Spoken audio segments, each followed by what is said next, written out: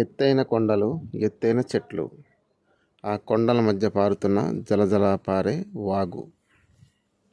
మీరు ఒక్కసారి వెళ్ళారంటే మళ్ళీ మళ్ళీ చూడాలనిపిస్తుంది. ఆ పచ్చని వాతావరణంలో వెలసిన అమ్మవారు. త్రేతాయుగం నుంచి కూడా అమ్మవారు ఇక్కడ ఉన్నారని, పూర్వం ఈ అడవిలో రాక్షసులు ఉండేవారని, అమ్మవారు ఆ రాక్షసుల్ని సంహరించారని ఈ ప్రాంత ప్రజలు చెబుతున్నారు. అయితే పూర్వం త్రేతాయుగంలో రామలక్ష్మణులు కూడా ఈ ప్రాంతానికి వచ్చారని అనుకుంటున్నారు.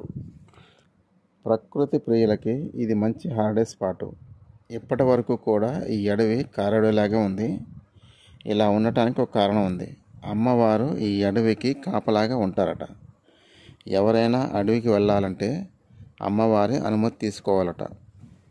ఏలూరు జిల్లా జంగారెడ్డిగూడానికి 30 కిలోమీటర్ల దూరంలో కీకారణ్యంలో అమ్మవారు వెలిశారు. ఆ అమ్మే గుబ్బల మంగమ్మ తల్లి. అమ్మవారు ఇక్కడ 3 స్వరూపాలుగా వెలిశారు. గంగమ్మ తల్లి, నాగమ్మ తల్లి, గుబ్బల మంగమ్మ తల్లి.